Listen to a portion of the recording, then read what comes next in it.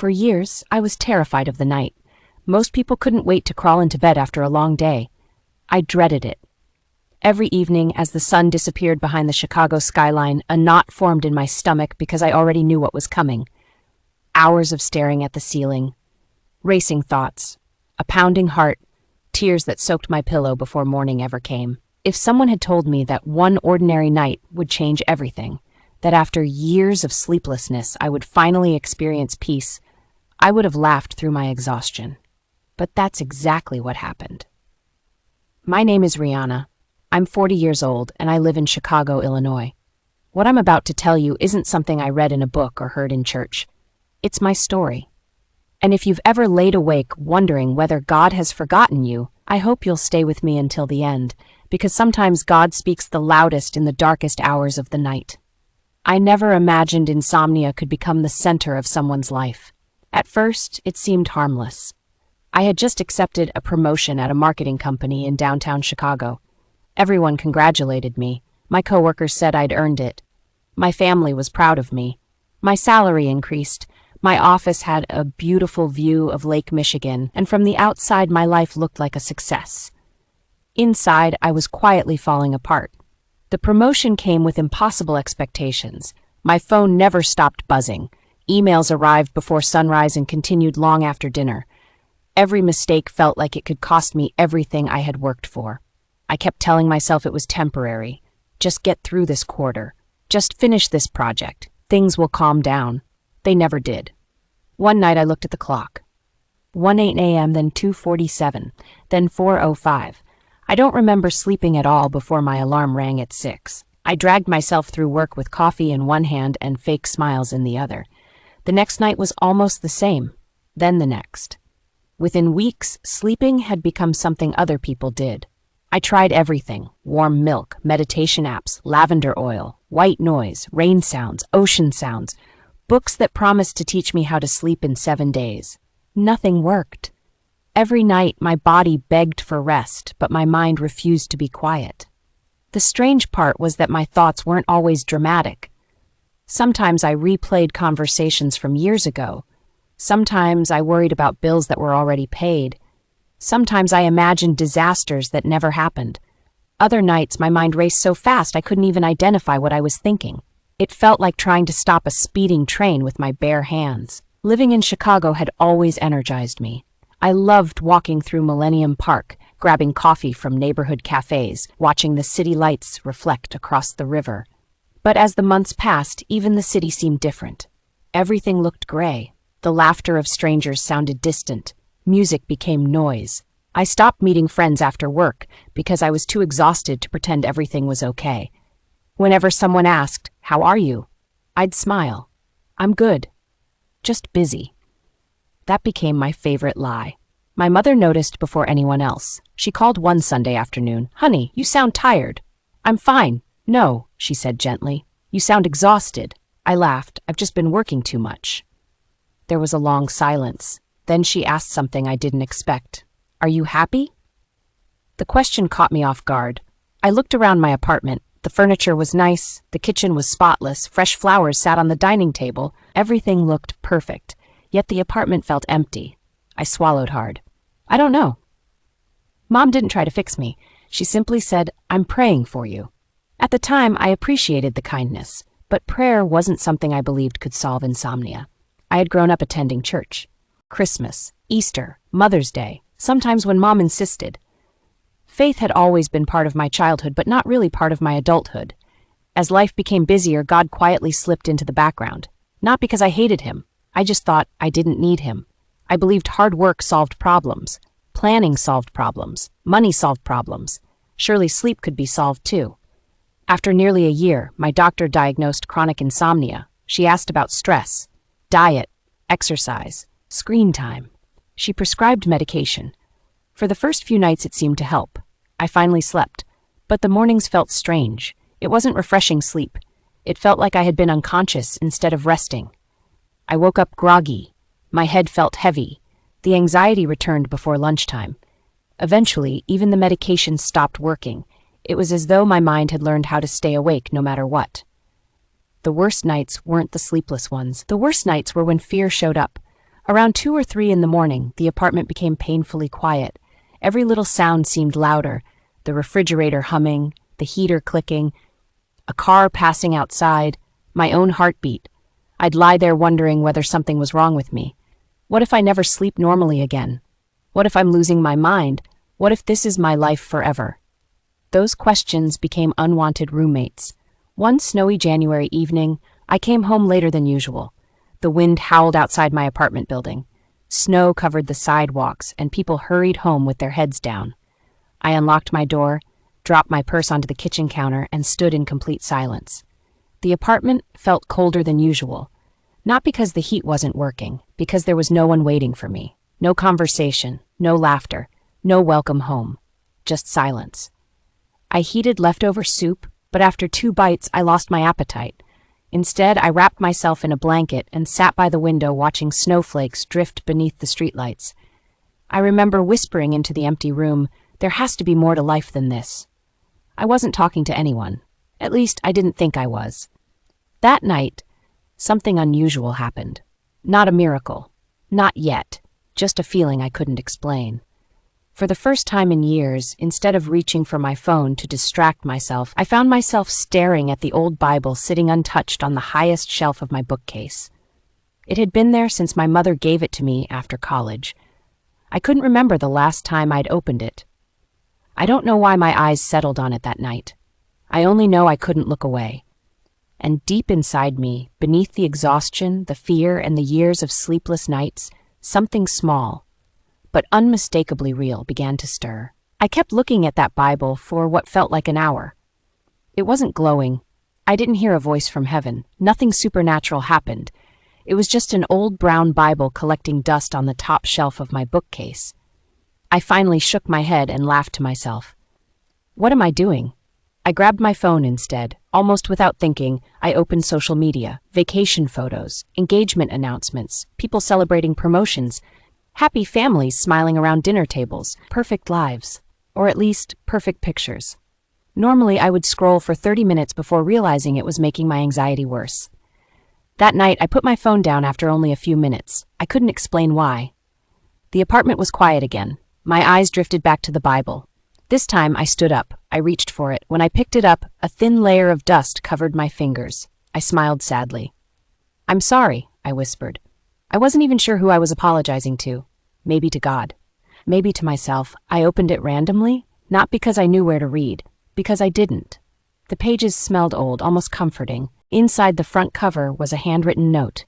"Rianna, wherever life takes you, never forget that God walks with you. Love, Mom." I stared at those words for a long time. I remembered the day she had given it to me after I graduated from college. Back then, I had big dreams. I wanted success, freedom, a beautiful apartment, a career people admired. I had achieved almost everything on that list. Yet somehow, I had never felt more empty. I closed the Bible without reading another page. Not because I rejected it, because I wasn't ready. The next morning at work was a disaster. I walked into a meeting carrying my laptop and coffee. Halfway through my presentation, I completely forgot what I was saying. Everyone looked at me. I looked at the screen. The words blurred together. "I'm sorry," I finally said. My mind I couldn't finish the sentence. One of my coworkers gently stepped in and continued the presentation for me. No one laughed. No one criticized me. That almost made it worse. People looked concerned. After the meeting, my manager Ethan asked if we could talk privately. Ethan was in his early 50s. He had always been fair with everyone on the team. He closed the office door and looked at me kindly. "Rianna, are you okay?" I answered automatically. "I'm fine," he smiled. "No, you're not." The room became very quiet. "I've noticed you've been exhausted for months." "I've just been having trouble sleeping." "For months?" I nodded. He leaned back in his chair. "You've always been one of our strongest employees." That sentence should have made me feel proud. Instead, it made tears fill my eyes, because I knew I wasn't strong anymore. "I don't know what's happening to me," I admitted. "I'm trying." "I know," he said softly, "and that's why I'm telling you this." He paused before continuing. "Take a few days off." "I can't." "You can. The project will survive." "What if people think I can't handle this?" He smiled gently. "Rianna, People are already worried about you." Those words hit me harder than I expected. I accepted 3 days off. Most people would have celebrated. I didn't know what to do with myself. Without work, there was nothing distracting me from my thoughts. The first morning I slept for only 90 minutes. The second morning wasn't much better. I wandered around my apartment cleaning things that were already clean. I organized drawers, folded towels, rearranged books, anything to stay busy, because the moment I stopped moving, the anxiety came back. On the second afternoon, my best friend called. Her name was Grace. We had known each other since college. Unlike me, Grace had never cared much about appearances. She was the kind of person who listened more than she talked. "Coffee?" she asked. "I don't really feel like going out. That's exactly why we're going." An hour later, we sat inside a small neighborhood cafe while snow drifted outside the windows. Grace studied my face. "You look tired." "I know." "No." She reached across the table. "You look scared." I looked down at my coffee. For the first time in a long time, I stopped pretending. "I don't remember what it feels like to sleep." My voice cracked. "I don't remember waking up rested." "I'm afraid to go to bed. I'm afraid something is wrong with my brain. I'm afraid this is never going away." The words poured out faster than I could stop them. Grace didn't interrupt, she simply listened. When I finally stopped talking, she asked one question. "Have you prayed?" I sighed. "Grace, I'm serious. I don't even know how anymore." She smiled warmly. "You know what I love about God?" "What?" "He doesn't ask for perfect prayers," I frowned. "He listens to honest ones." That sentence stayed with me all evening. Honest prayers. I couldn't remember the last time I had prayed honestly. When I was younger, my prayers sounded polished. "Thank you for today. Please bless our family. Amen." Now, if I were honest, I wasn't even sure I believed anyone was listening. That night, I couldn't sleep again. 12:30, 1:15, 2:43. By 3 o'clock, I gave up. I walked into the living room.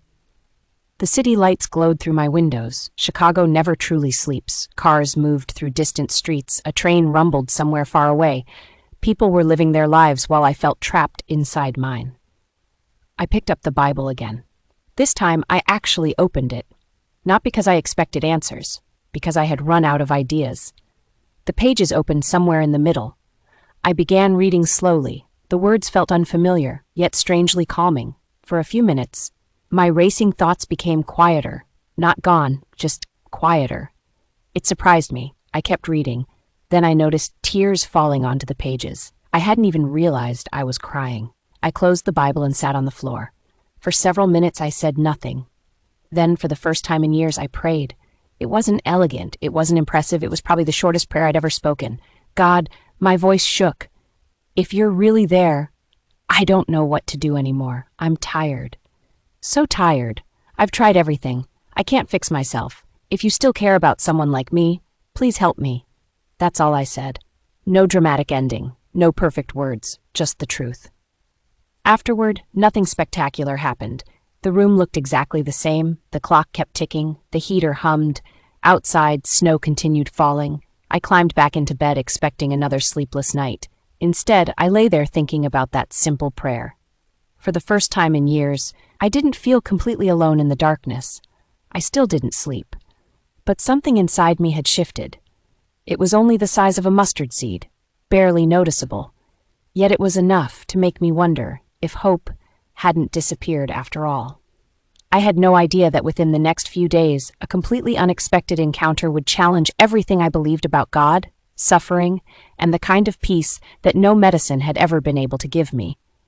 The next morning, I woke up exactly the way I had for years, exhausted, my eyes burned, my head felt heavy, my body ached as if I had run a marathon instead of lying in bed all night. For a brief moment, I wondered if that prayer had meant anything at all. Maybe I had imagined the tiny sense of peace I felt. Maybe I had simply been desperate. I stood in front of the bathroom mirror and barely recognized the woman staring back at me. Dark circles framed my eyes. My smile had disappeared months ago. Even my shoulders seemed heavier. I whispered to my reflection, "Who are you?" There was no answer. Later that afternoon, I forced myself to go grocery shopping. I almost stayed home. Everything felt like too much effort, but my refrigerator was nearly empty, and I couldn't survive on coffee and frozen meals forever. The grocery store wasn't crowded. People moved through the aisles, filling carts with vegetables, cereal, flowers, and bread. It looked so normal. I wondered how many people around me were carrying invisible battles. The young mother smiling at her little boy, the elderly man comparing soup labels, the cashier laughing with a customer. Maybe someone else couldn't sleep either. Maybe someone else was silently asking God for help. The thought stayed with me as I pushed my cart toward the checkout. On my way out, I noticed an elderly woman struggling to load groceries into her car. Without thinking, I walked over. "Can I help you?" She looked up with kind blue eyes. "Oh, sweetheart, thank you." Together we lifted the heavier bags into her trunk. When we finished, she smiled. "You have a beautiful heart." I laughed softly. "I don't feel like I do." She tilted her head. "Hard week?" I almost said, "I'm fine." Those familiar words rose to my lips. Instead, I told the truth. I haven't slept properly in years. She didn't look surprised. She didn't offer advice. She simply nodded. "I'll pray for you." I smiled politely. "Thank you." Then she gently touched my hand. "God sees the nights nobody else sees." Those words stopped me. She climbed into her car and drove away before I could ask another question. I stood in the parking lot watching the snow fall around me. God sees the nights nobody else sees. I repeated the sentence all the way home. That evening, I returned to work emails. There were dozens waiting. Deadlines, questions, requests. Normally, I would have answered every single one immediately. Instead, I closed my laptop. For the first time in years, work wasn't the loudest voice in my life. Something else was beginning to whisper. The following Sunday, my mother called again. "How are you feeling?" I hesitated. "I'm trying. I've been praying every day." "I know." There was another pause. Then she asked, "Would you come to church with me next weekend?" I almost refused. Crowds exhausted me. Small talk exhausted me. Pretending exhausted me. But something inside me surprised us both. "Okay." My mother went silent. Then I heard her crying, not loudly, just quietly. "I've been asking God for this for a long time," she whispered. I felt tears forming in my own eyes. "I didn't promise anything," I said with a nervous laugh. "You don't have to." That week, sleep became even stranger. I still wasn't sleeping much. 2 hours one night, 3 hours the next. But something had changed. The fear wasn't as overwhelming. Instead of lying in bed fighting my thoughts, I started reading a few pages from the Bible before turning off the light. Sometimes I understood what I read. Sometimes I didn't. But the words slowed my mind. It was like someone had gently turned down the volume inside my head. Not silence. Just less noise. Wednesday evening, Grace came over with homemade chicken soup. "I figured you weren't cooking," she teased. "You figured right." We laughed. It was the first genuine laugh I had shared in months. As we ate dinner, Grace looked around my apartment. "I haven't seen you smile like that in a long time." It surprised me too. "What changed?" I thought for a moment. "I don't know. I still can't sleep. My problems are still here. My job is still stressful. But what? I don't feel completely abandoned anymore." Grace smiled. "That's a beautiful place to begin." Before leaving, she handed me a small folded piece of paper. "Read this later." After she left, I unfolded it. Inside was a single Bible verse she had written by hand. "Come to me, all who labor and are heavy laden, and I will give you rest." I read it again and again. The word rest caught my attention. Not just sleep, rest. They weren't exactly the same thing. For years I had chased sleep. Maybe what my soul needed first was rest. That night another sleepless stretch began. Midnight, 1 o'clock, 2. Normally I would have panicked by now. Instead, I sat by my living room window with a blanket wrapped around my shoulders. The city lights shimmered against the cold winter sky. I held the piece of paper Grace had given me. "Lord," I whispered, "I don't even know what real rest feels like anymore." The words echoed in the quiet room. Suddenly, I remembered something from childhood. When I was about 8 years old, my father used to carry me from the couch to my bed if I fell asleep during movie nights. I never worried about how I'd get there. I simply rested because I trusted the arms carrying me. The memory made me cry. Somewhere along the way, I had stopped trusting anyone to carry me, especially God. I had spent years trying to carry everything myself. Every responsibility, every fear, every disappointment, every unanswered question. No wonder I was exhausted. The next morning, I kept my promise and drove to work. When I entered the office, Ethan noticed me immediately. "You look different." I laughed. I still barely slept. No. He smiled. That's not what I mean. You look lighter. His words surprised me because I had been thinking the same thing. The circumstances hadn't changed, but something inside me had. I couldn't explain it. Not yet. That afternoon, an unexpected email appeared in my inbox. It wasn't from a client. It wasn't from my manager. It was from Human Resources. The subject line made my heart race. Mandatory department meeting, Friday at 10 a.m. Within minutes, rumors spread across the office. Budget cuts, layoffs, company restructuring. People whispered in hallways. Faces looked tense. Normally, news like this would have sent me into a spiral of panic. Instead, I quietly closed my laptop. For the first time in years, I bowed my head at my desk and prayed a simple prayer. God, whatever happens Friday, help me trust you. As I opened my eyes, I felt an unexpected calm. Not certainty, not confidence that everything would go my way. Just a quiet assurance that I didn't have to face it alone. I had no idea that Friday's meeting would set off a chain of events that would lead me to a conversation with a complete stranger. One that would forever change how I understood God's presence in the darkest nights of my life. Friday morning arrived faster than I wanted. I woke before my alarm. Not because I had slept well. I had managed only a few broken hours again. But something was different. For the first time in years, the first thought in my mind wasn't fear. It was a quiet prayer. Lord, walk with me today. I sat on the edge of my bed and repeated those words several times before getting dressed. Outside, Chicago was wrapped in a cold gray morning. The sidewalks were wet from melting snow. People hurried toward buses and train stations with steaming coffee cups in their hands. Everything looked ordinary, yet I had the strange feeling that something important was about to happen. When I arrived at the office, no one was talking very much. Usually Friday mornings were filled with laughter and weekend plans. Not today. Everyone stared at computer screens. Some pretended to work. Others refreshed their email every few minutes. At exactly 10 o'clock, our department gathered in the conference room. The vice president stood at the front, with several members of Human Resources. My stomach tightened. I silently whispered another prayer. The announcement came. The company had lost a major client. Several departments would be reorganized. Positions would be eliminated over the next month. The room felt heavy. No one spoke. People exchanged worried glances. Some looked angry. Others looked as though they might cry. My own heart raced. I didn't know whether my job was safe, but instead of the overwhelming panic I expected, I felt an unusual stillness. It didn't make sense. The situation was serious. Yet inside me, there was a quiet voice reminding me, "You're not facing this alone." By lunchtime, rumors had completely taken over the office. Everyone had a different theory. I couldn't focus, so I decided to step outside for a short walk. The cold air hit my face immediately. I pulled my coat tighter and wandered several blocks without thinking. Eventually, I found myself standing in front of a small church I had never noticed before. Its doors were open. People quietly entered and left. I almost kept walking. Then I remembered my prayer that morning, "Lord, walk with me today." Without fully understanding why, I walked inside. The sanctuary was nearly empty. Sunlight streamed through colorful stained glass windows, filling the room with soft shades of blue, red, and gold. Everything felt peaceful. The silence wasn't empty. It felt safe.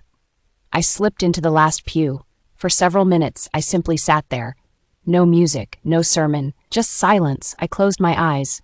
"I'm scared," I whispered. "I don't know what's happening with my job. I don't know why I still can't sleep. I don't know where my life is going. I don't even know if I'm praying the right way." The words came slowly. Then they stopped. I simply sat there breathing. For the first time in years, silence didn't frighten me. "Mind if I sit here?" A gentle voice interrupted my thoughts. I opened my eyes. An older man stood nearby. He looked to be in his 70s, silver hair, kind eyes, a worn Bible tucked under his arm. "Of course," I said. He sat a respectful distance away. For several moments, neither of us spoke. Finally, he smiled. "Sometimes people come here because they're celebrating." He looked toward the cross at the front of the sanctuary. "And sometimes they come because they have nowhere else to go." I smiled weakly. "I guess I'm the second kind." He nodded. So was I. We talked quietly for nearly an hour. His name was Daniel. He wasn't a pastor. He volunteered at the church several days each week after retiring from teaching. I found myself telling him everything: the insomnia, the anxiety, the fear, the years of pretending I was okay. When I finished, I expected advice. Instead, Daniel asked me one simple question.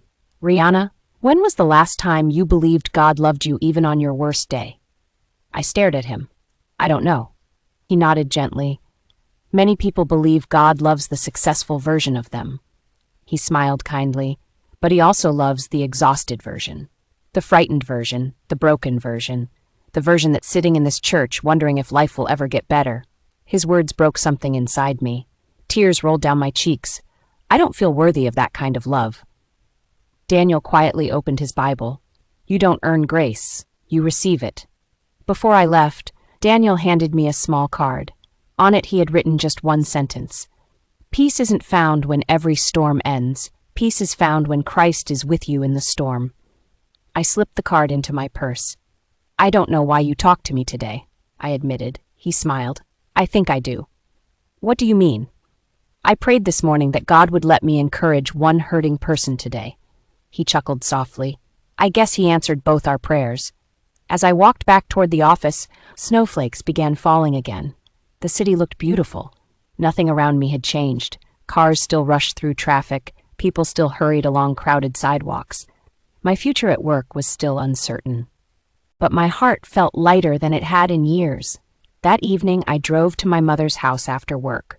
When she opened the door, she hugged me longer than usual. You look different. I laughed. Everyone keeps saying that. It's true. During dinner, I told her about Daniel. I told her about the church. I told her about the words he had shared. She quietly listened with tears in her eyes.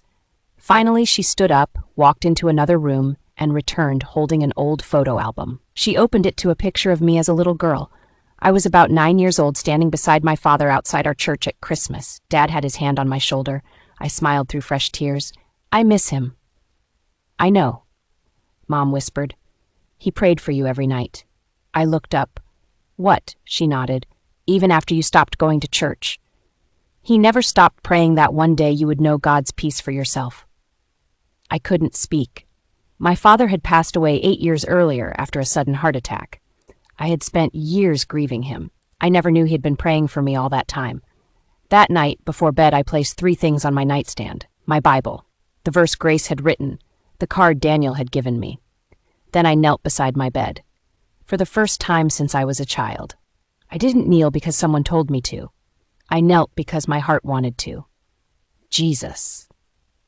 My voice trembled. I don't know where you're leading me, but I don't want to keep living the way I've been living. I've trusted my career, my plans, my own strength, and I'm exhausted. If you're willing, I'm giving you what's left of me. The room remained quiet. No bright light filled the apartment. No dramatic miracle happened. But as I climbed into bed, something remarkable occurred. For the first time in years, the fear of nighttime was gone. I still didn't know whether sleep would come, but I no longer felt like I was facing the darkness by myself. And before the week was over, one unexpected night would become the answer to a prayer I had been whispering for years. A night that would leave even my doctor searching for an explanation. The days that followed were unlike anything I had experienced in years. Nothing around me changed overnight. I still had unanswered questions about my job. My workload hadn't disappeared. Bills still arrived in the mailbox. The city outside my apartment was just as busy and noisy as ever. Yet something inside me had become quieter. Not perfectly quiet, but quieter than before. For years, anxiety had been the loudest voice in my life. Now, little by little, another voice was becoming stronger. It wasn't an audible voice. It was a steady reminder deep in my heart. You are not alone. I clung to those words every morning. I started creating a new routine. Instead of reaching for my phone the moment I woke up, I made a cup of coffee and sat by the living room window with my Bible. At first, I read only a few verses. Some mornings I didn't understand everything. Other mornings, a single sentence stayed with me all day. I wasn't reading to check off a religious habit. I was reading because somehow those pages felt like fresh air after years of suffocating. Even my apartment felt different. The same walls, the same furniture, the same view of Chicago. But it no longer felt like a prison. It was beginning to feel like home again. Grace noticed the change almost immediately. She stopped by one Saturday afternoon carrying 2 cinnamon rolls from my favorite bakery. "I brought peace offerings," she joked. I laughed. "You know me too well." As we sat in the kitchen, she smiled. "You're smiling with your eyes again." I hadn't heard that expression before. "What does that mean?" "For a long time," she said gently. "Your mouth smiled, but your eyes looked tired." She reached across the table. "Now there's hope in them." I looked down at my coffee. "I still don't sleep much." "I know, but you're changing." I nodded slowly. "I think God is changing me before He's changing my circumstances." Grace's eyes filled with tears. "I've been praying to hear you say something like that." The following week, I returned to the small church during my lunch break. I wasn't even sure Daniel would be there, but he was. He was arranging hymn books near the front pews. When he saw me, his face lit up. "I was wondering if you'd come back." I think I was too. We sat together again.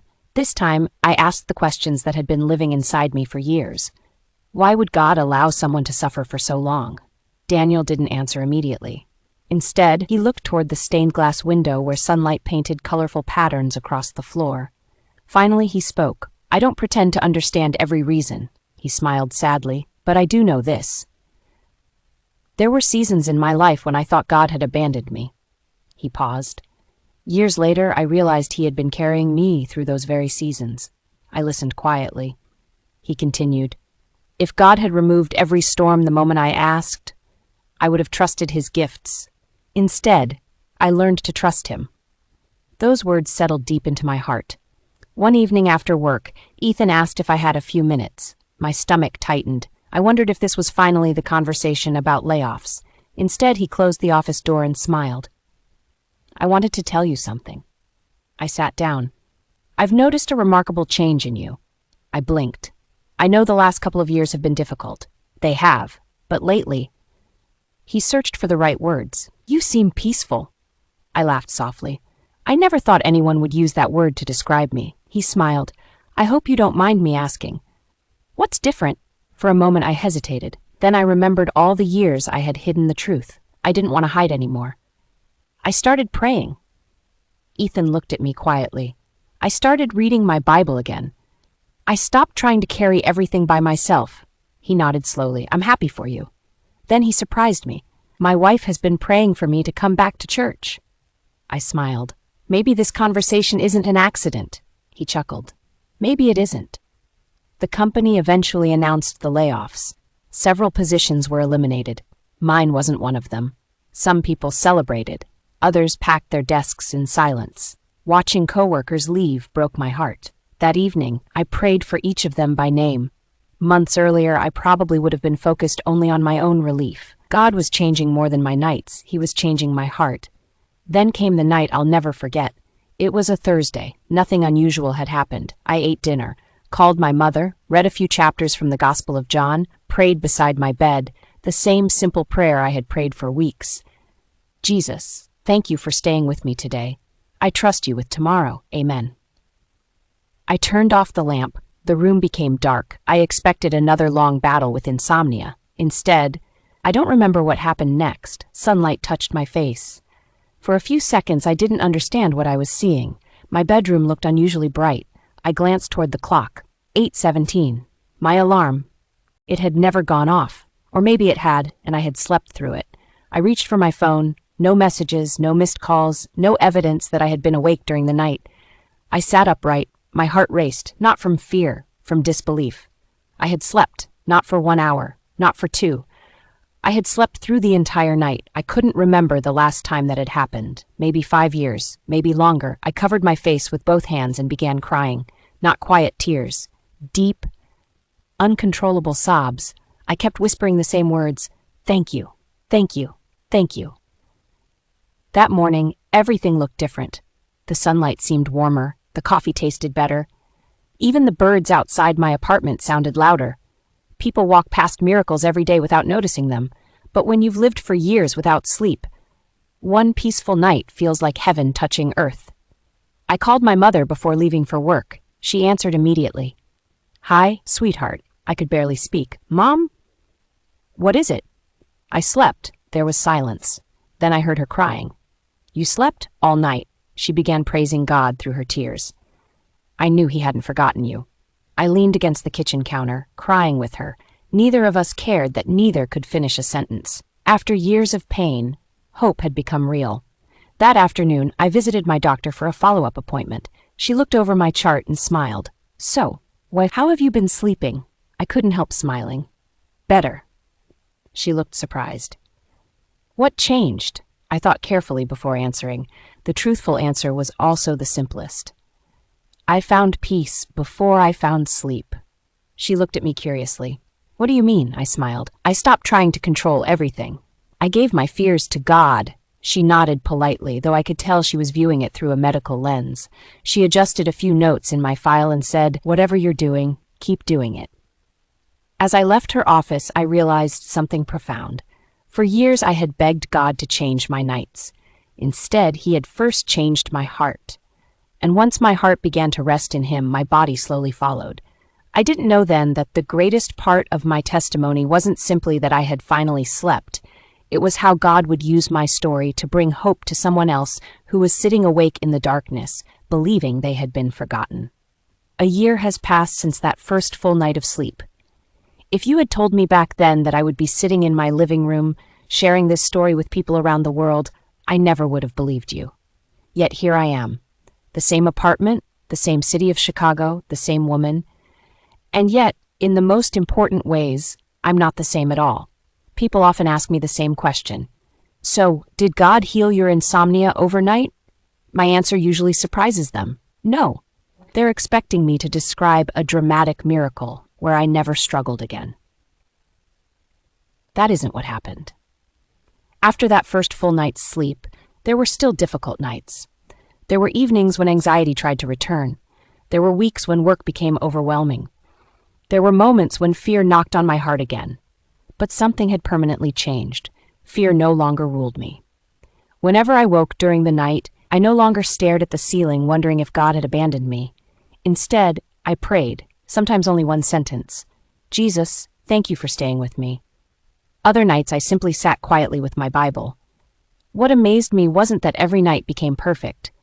It was that I was no longer facing those nights alone. And somehow, over the months, my sleep became more consistent. Not because I had discovered a secret technique, but because my heart had finally found the rest it had been searching for all along. One Sunday morning, my mother and I walked into church together. As the worship music began, I looked around the sanctuary. Families, young couples, children, elderly friends greeting one another with warm smiles. A year earlier, I would have felt like an outsider. Now I felt like I had come home. During the service, the pastor spoke about peace. Not the kind of peace that depends on perfect circumstances, the kind that remains even when life is uncertain. I couldn't stop crying. Every word reminded me of those long nights in my apartment, the nights when I thought darkness would last forever. If someone had walked up to me then and said, "One day you'll thank God for this season," I would have thought they were being insensitive. But now I understood. I would never thank God for the pain itself. I would thank him for never leaving me in the middle of it. After the service, I saw Daniel standing near the entrance. He smiled as soon as he noticed me. "Rianna."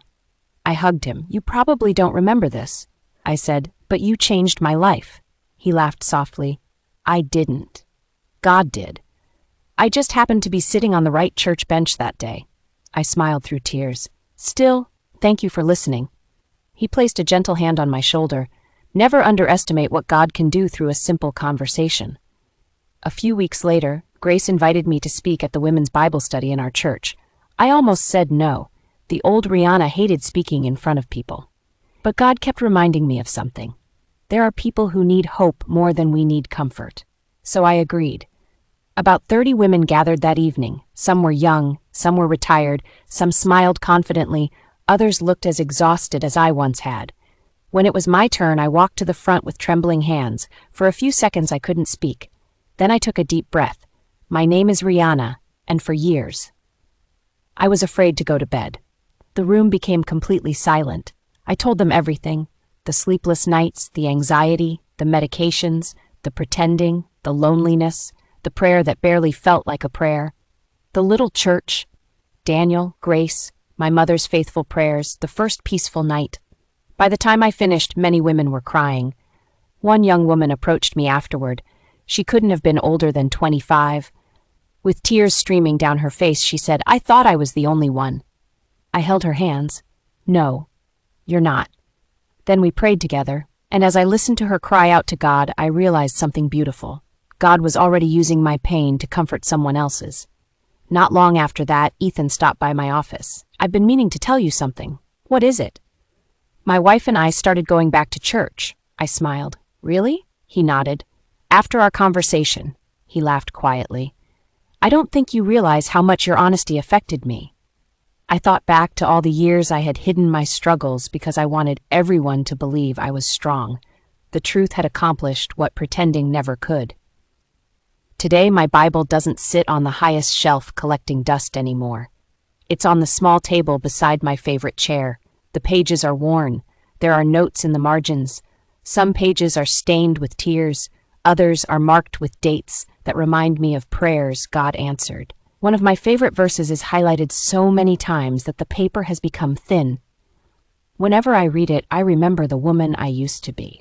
The woman who believed she had to carry the weight of the world by herself. Now I know better. Sometimes late at night, I still sit by the window overlooking the lights of Chicago. The city is just as busy as it has always been. Cars still move through the streets. Trains still rumble in the distance. Snow still falls during the winter. Everything outside looks almost exactly the same. But inside this apartment, everything has changed. Sometimes I close my eyes and simply whisper, "Thank you, Jesus." Not because every problem in my life has disappeared, but because His presence has become more real to me than my fears. If you're listening to my story right now, maybe you're exactly where I used to be. Maybe you're lying awake every night. Maybe anxiety has convinced you that no one understands. Maybe you've smiled all day while quietly falling apart inside. Maybe you've prayed for years without seeing the answer you hoped for. I want you to hear this from someone who once believed she would never escape the darkness. Please don't give up. God is still working, even when you cannot see Him. He sees every tear that falls onto your pillow. He hears every prayer that never makes it past a whisper. He knows every lonely night that no one else knows about. And He has not forgotten you. I used to believe the greatest miracle in my story was that I finally slept through the night. Now I know the greatest miracle was something much deeper. Jesus found me before sleep found me. He gave my weary soul a place to rest before He gave my tired body the ability to rest. That changed everything. So if you remember only one sentence from my story, let it be this: the night that changed my life wasn't the night I finally fell asleep. It was the night I finally placed my exhausted heart into the hands of Jesus. And ever since that moment, no matter how dark the night becomes, I never face it alone.